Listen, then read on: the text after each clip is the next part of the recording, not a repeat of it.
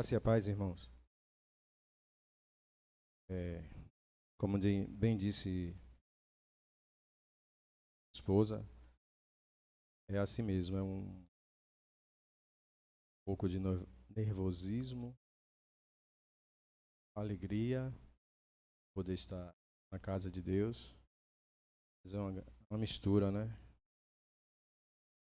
A missionária chegou lá para casa, aí perguntou se eu poderia, né? Compartilhar, né? A palavra. E sim. Eu gostaria de estar aí, viu? Alguém aqui?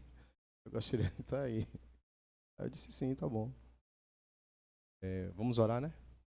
Deus nos conduza nessa hora. Maravilhoso Deus e eterno Pai que está nos céus, em nome de Jesus Cristo nós te agradecemos por estarmos reunidos, cultuando a Ti, o único digno de toda a honra, de toda a glória, de todo louvor. Nós somos pequeninos diante de Ti, mas mesmo assim o Senhor nos escolheu e através do Teu Espírito Santo o Senhor habita em cada um de nós. Nós Te louvamos por isso, porque o Senhor é um Deus grande e o Senhor nos escolheu.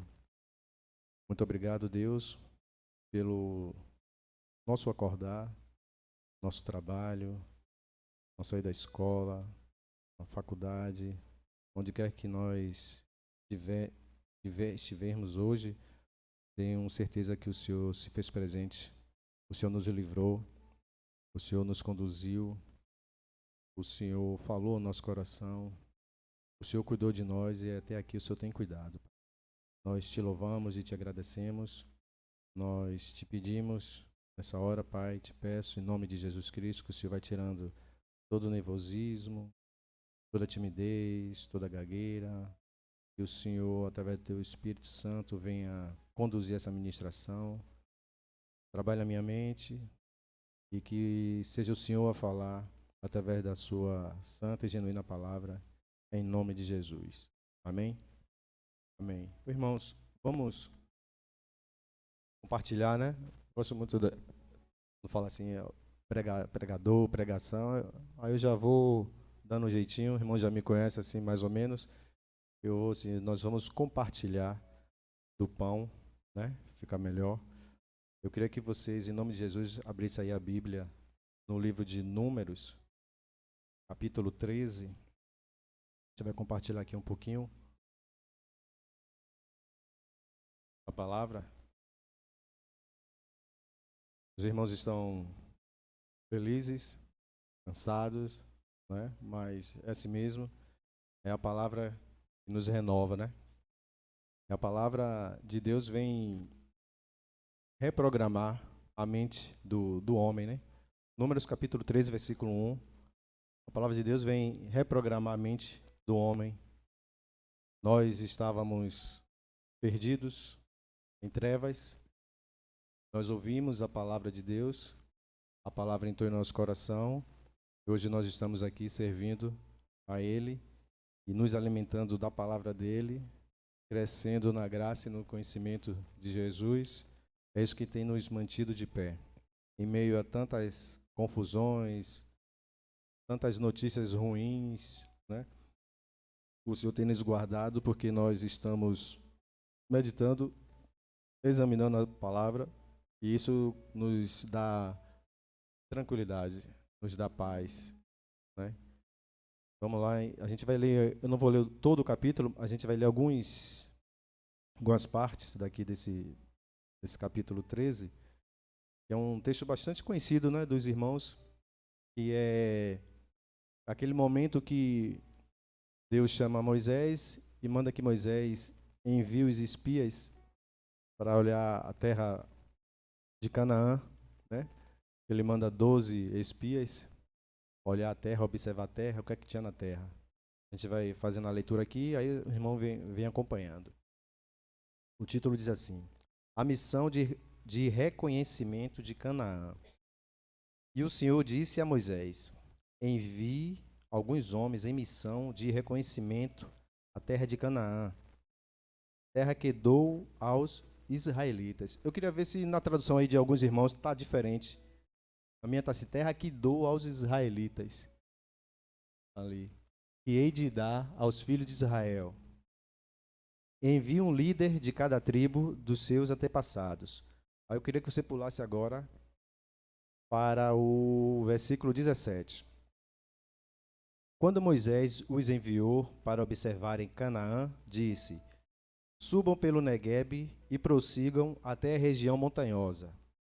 Vejam como é a terra e se o povo que vive lá é forte ou fraco, se são muitos ou poucos, se a terra em que habitam é boa ou ruim, se as cidades em que vivem são cidades sem muros ou fortificadas, se o solo é fértil ou pobre, se existe ali floresta ou não.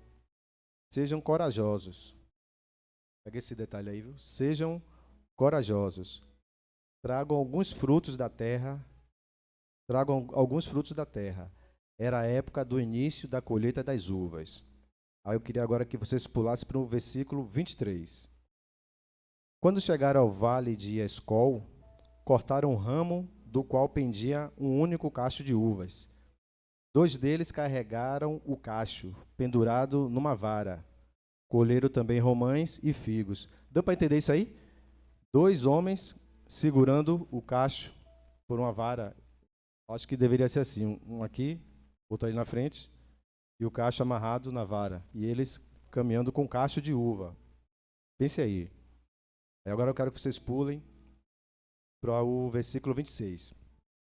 Eles então retornaram a Moisés e a Arão e a toda a comunidade de Israel em Cádiz, no deserto de Parã, onde prestaram relatório a eles e a toda a comunidade de Israel, e lhes mostraram os frutos da terra, e deram o seguinte relatório a Moisés: entramos na terra a qual vocês nos enviou, onde manam leite e mel.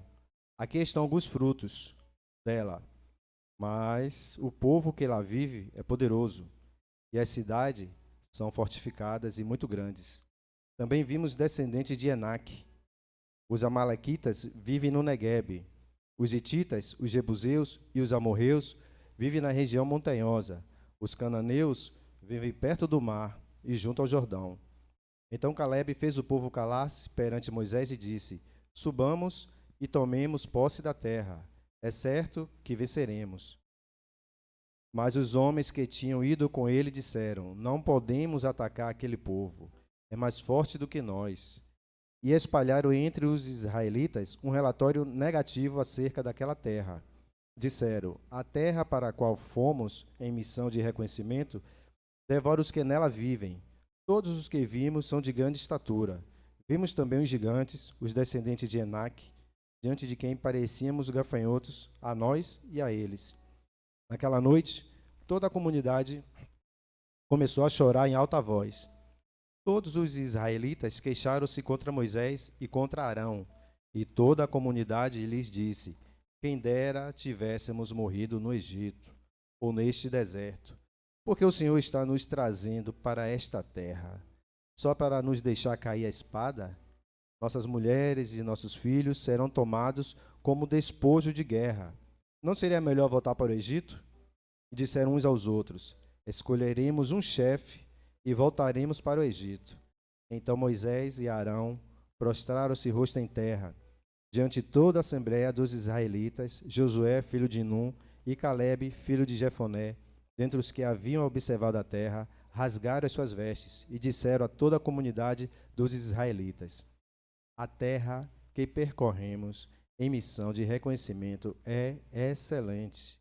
Se o Senhor se agradar de nós, ele nos fará entrar nesta terra, onde manam leite e mel, e a dará a nós. Somente não sejam rebeldes contra o Senhor, e não tenham medo do povo da terra, porque nós os devoraremos como se fosse pão.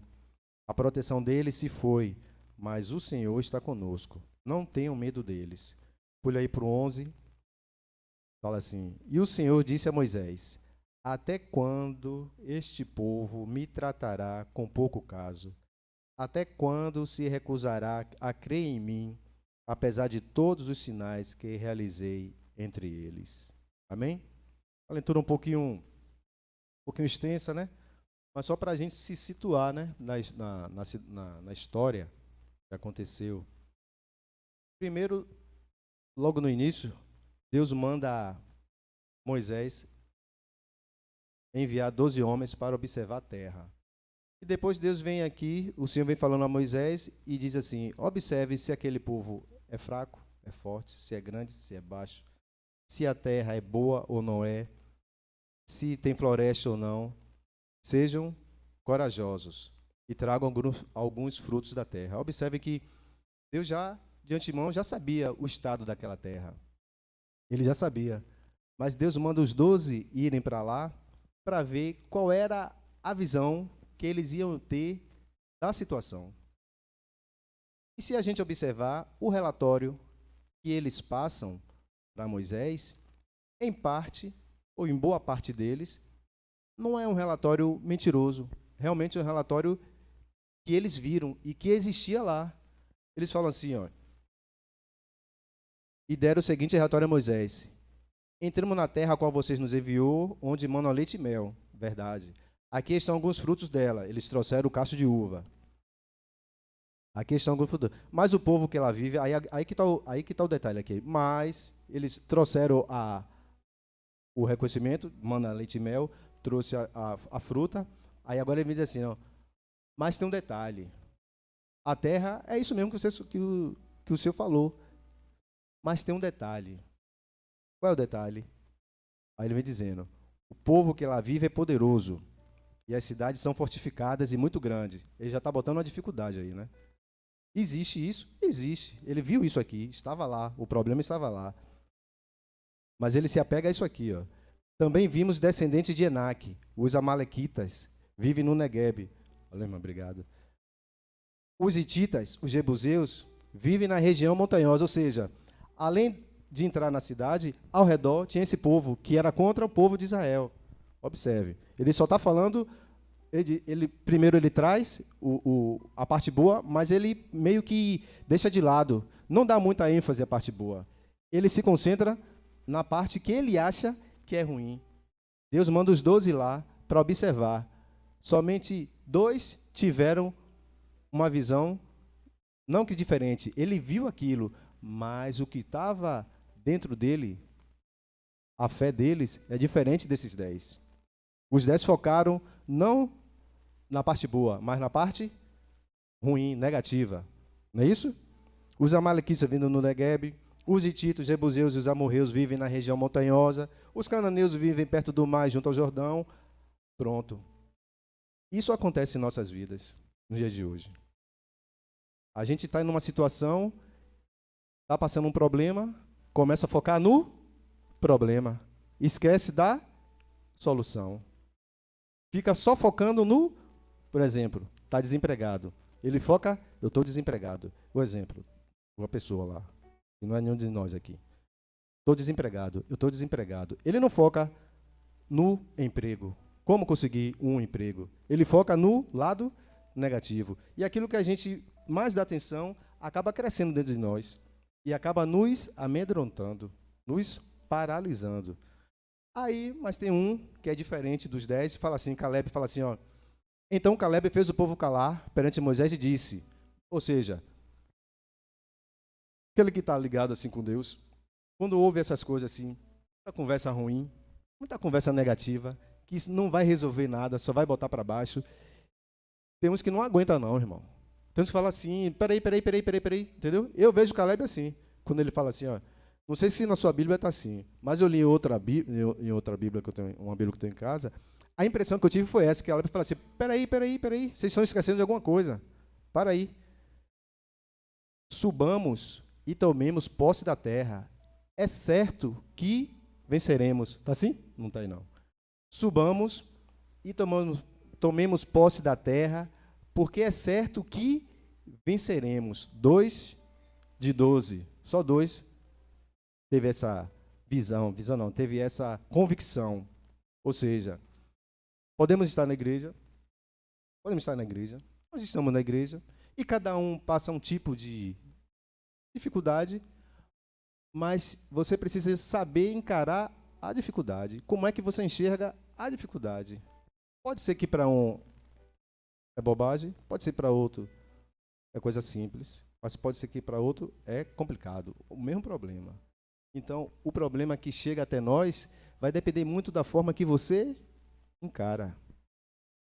Tem um versículo na Bíblia que diz assim, ó: no mundo tereis, mas isso aí não é um ponto final. A gente precisa se ligar nessas coisas. Precisa se ligar nessas coisas. É verdade? Sim, ele diz isso. E nós temos aflições. Mas é um ponto final?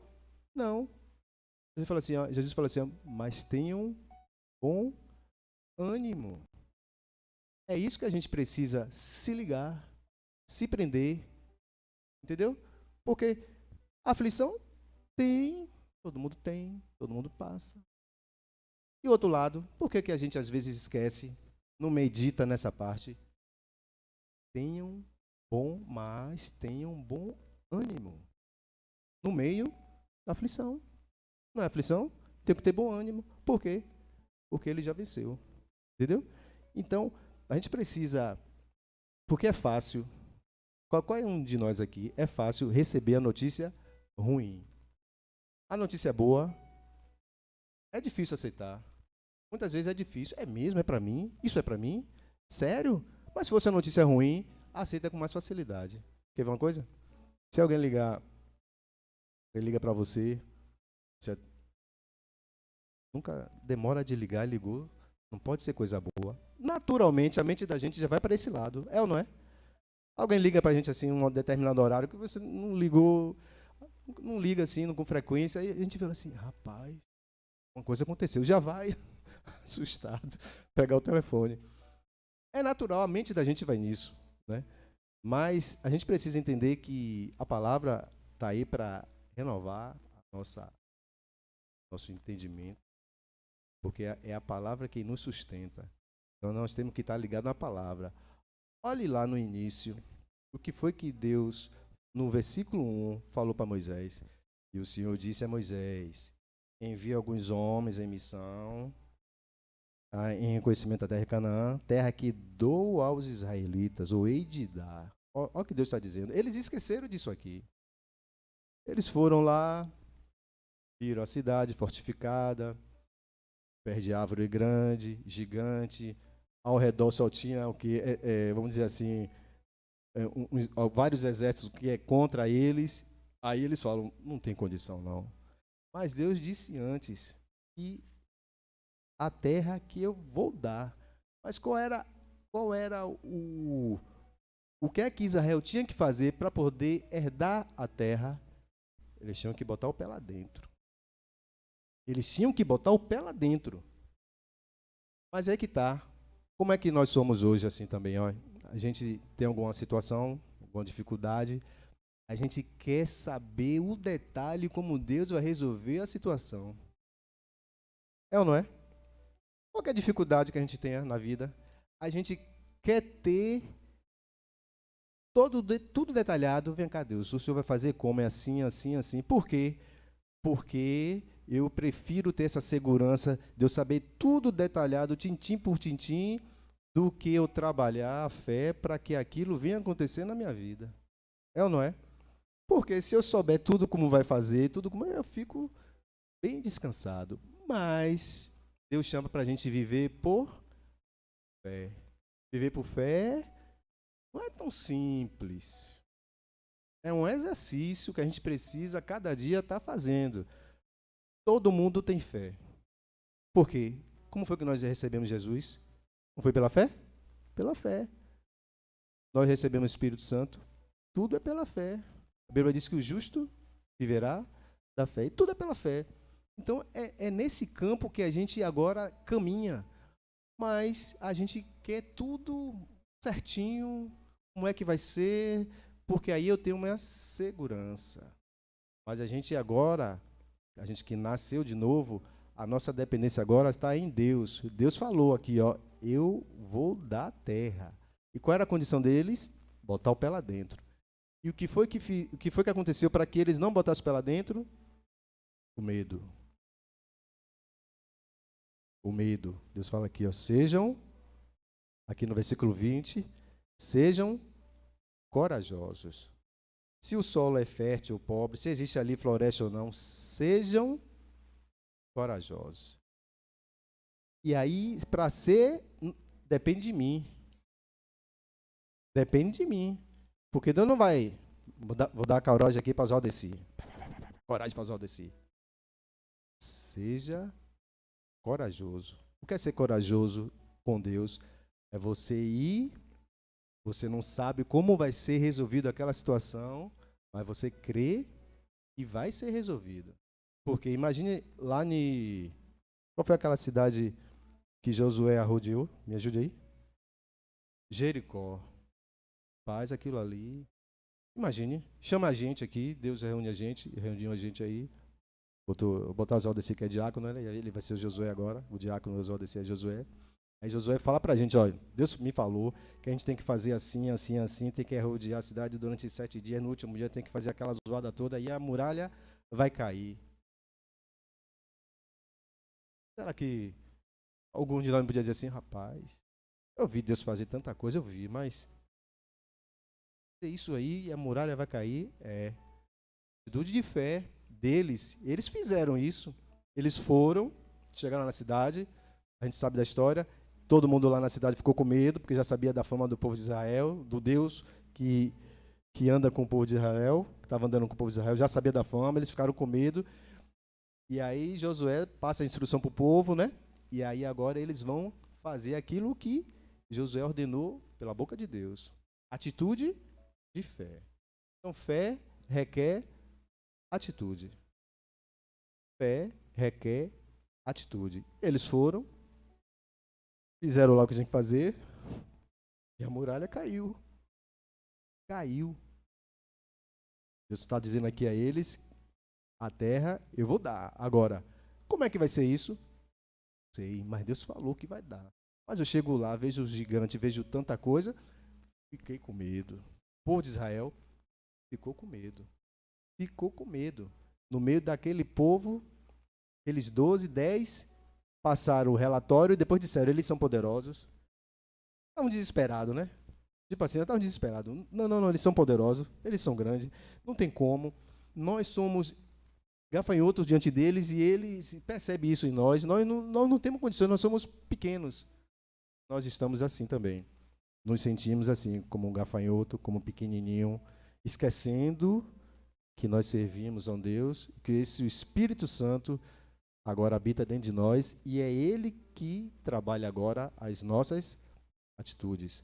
Tudo isso pela fé. Vou contar um rapidinho aqui, para a glória de Deus. Apareceu uma inflamação aqui assim do lado. A gente chama de furúnculo, né? Um furúnculo, eu achava que era um furúnculo. Fui pesquisar, o nome não é nem furúnculo, é furúnculo. Mas a gente chama furúnculo e todo mundo entende. Tá. Os 3 dias aqui, eu disse, eu vou no médico. Foi no médico. Médico. Aí ele olhou, deu lá anestesia, abriu, tirou, né? Não olhei não, eu fiquei de lado assim, ele tirou. Aí ele falou assim, olha, rapaz, não é só isso que tá aí não, viu? Parece, mas tem mais, o negócio aqui tá meio estranho, viu? Abriu, aí falou assim, aí vai demorar, ele que falou, né? Aí vai demorar uns 60 dias para poder fechar, porque ficou um buracão não, mas ficou ele achando, né? Ele disse isso, né? Ia demorar uns 60 dias.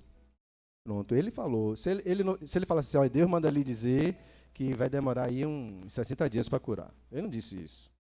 Ele falou assim, olha, aí, pela experiência que eu tenho, vai demorar uns 60 dias. Ele está lá dizendo, e eu estou de cá só cortando o que ele está dizendo. Por quê? A minha e a sua e a palavra de qualquer pessoa tem força. Como é que está a força na palavra?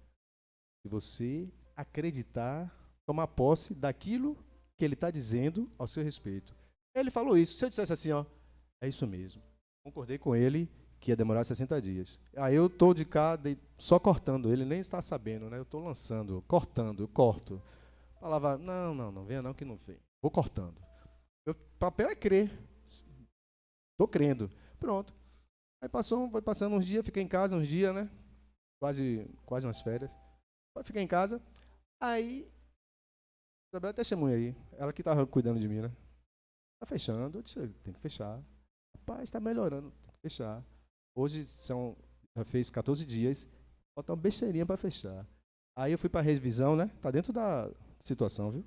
Tá dentro da situação. Eu fui para a revisão, aí ele falou assim, rapaz, está fechando. Aí eu falei assim para ele, aquilo que o senhor falou lá, o senhor lembra? Eu não tomei posse daquilo, não. Eu não recebi aquilo que o senhor falou lá, não. Eu dei risada assim, ele também deu risada, né? Aí ficou assim, meio sem jeito, né? Eu disse, não. Aquilo que o senhor falou lá, o senhor lembra? Não aceitei aquilo, não. O senhor falou, mas eu, não aceitei aquilo, não. Tá fechando aí, pronto. Falta besteirinha de nada. Tá quase bom. Ou seja, não é não é Joel, é a palavra, né? Então, a gente às vezes aceita o mal e é difícil receber o bem, né? Pela situação que aconteceu, eu podia aceitar aquilo, mas não aceitei. E é assim que a gente tem que fazer. Aí você declara a palavra. O que é que diz a palavra sobre a doença? O que é que diz a palavra sobre... Sim, Joel, mas até hoje eu estou... Mas continue, porque o nosso papel é crer, não é se matar para fazer, é você crer que o poder vai... É a fé que vai fazer isso ser realizado em sua vida. É trazer o que não existe para a sua vida. O que é que não estava existindo na minha vida? Estava com esse problema aqui, estou chamando a cura, em nome de Jesus.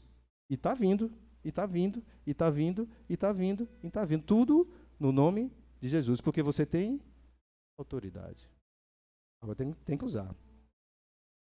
Teve um dia, o menino estava aqui correndo, a irmã Nilka falou assim, quando ele viu foi Daniel, aí a Nilka falou assim, Joel, olha seu menino aí, está correndo aí, que ele pode se bater um no outro, não sei o que. Aí eu falei assim, Nilka, ó, quando você vê eles aqui assim correndo, que você vê, você pode chamar eles a atenção.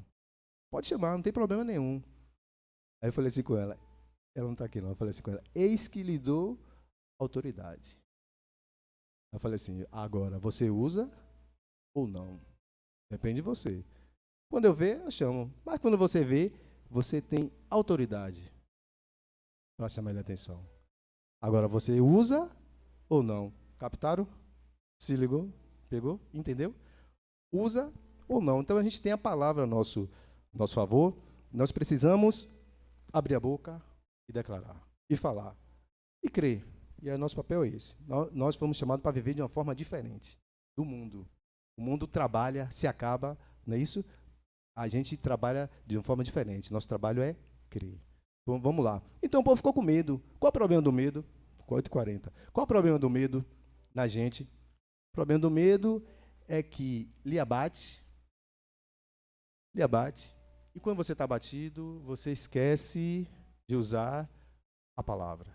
Você esquece de usar a fé. Porque o quadro que foi pintado na sua frente é tão grande que você esquece de usar a palavra. A gente foca muito no negativo e esquece de usar a palavra de Deus naquele problema, porque a nossa vida é viver por fé. Quem não vive por fé peca, né? Quem não vive por fé está pecando.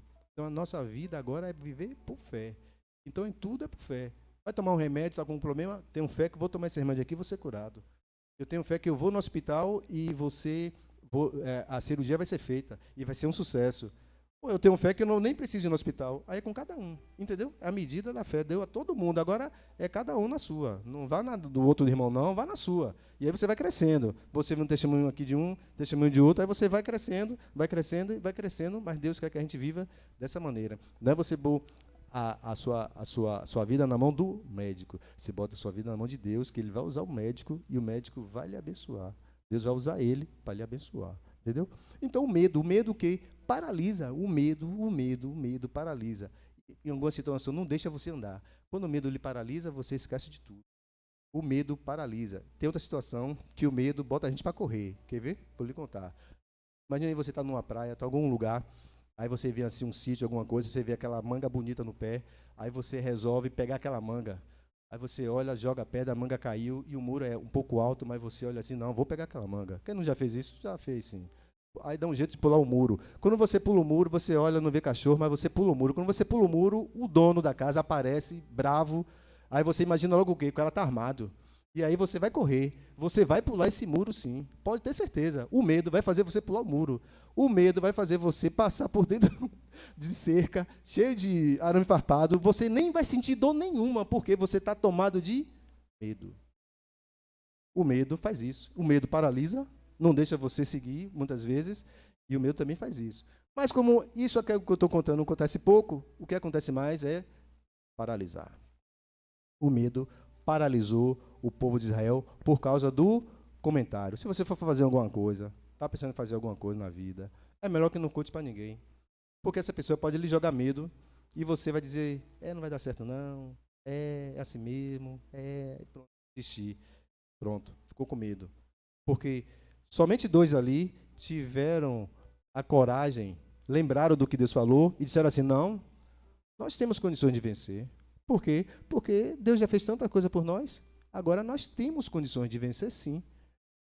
Então, irmãos, não deixe a situação, quando você vê aquela situação que chegou na sua frente, que vai chegar, chega na vida de todo mundo, mas sempre lembre assim, existem as aflições, mas a Bíblia diz para eu ter bom ânimo. Né? A Bíblia diz para eu ter bom ânimo. A situação está complicada, o que é que você está vendo? Está complicado? A situação é essa. Mas existe uma outra verdade. E a outra verdade é você que tem que tomar atitude de fé. Porque até para abrir a boca e declarar algo ao seu respeito, você precisa ter uma atitude. Não ficar esperando alguém fazer. É bom que alguém faça, mas você mesmo usar a Bíblia, botar a Bíblia, isso também é ser praticante da palavra. Deus deu a palavra para a gente usar. É boca, não é só para comer, é para ligar na terra, para se ligar no céu, é para ligar com o irmão, é para levar a mensagem, mas também é para você liberar a palavra, porque a palavra é semente. E a palavra que você lança com fé, ela produz resultado. Quer ver uma coisa? Vá lá em Romanos, estou terminando. Vou lhe dizer outra coisa aqui, que você vai dizer assim, capítulo 8, do versículo 15 ao 17. Você vai dizer assim, rapaz, isso aqui é para mim? É. É tão bom e é verdade. É tão bom e é verdade. Romanos capítulo 8, do 15 ao 17. Por que, irmãos? Precisamos entender. Observe aqui, estou terminando.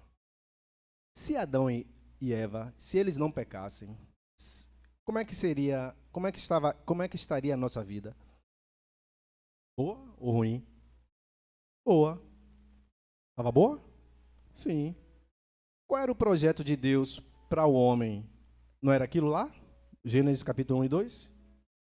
Era aquilo lá. Pronto. E aí agora é mais fácil eu aceitar o trabalho que Adão fez, o que Adão trouxe, mas é difícil eu aceitar o que Jesus fez.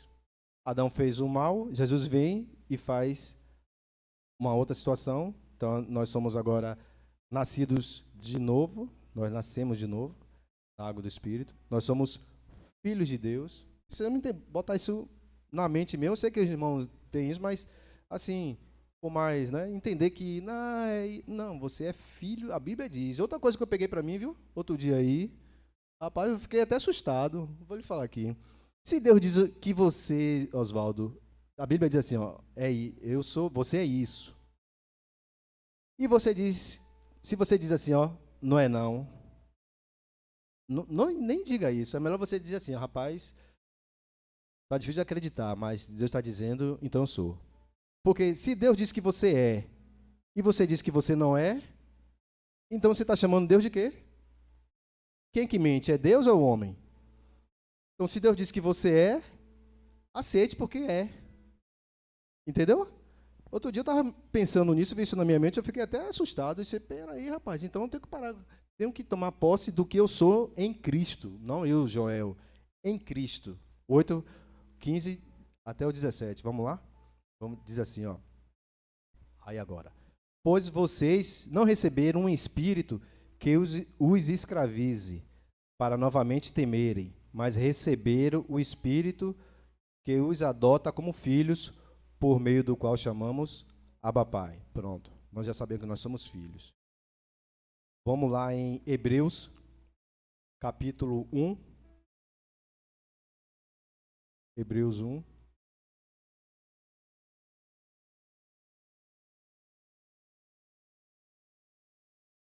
Hebreus 1, versículo 2.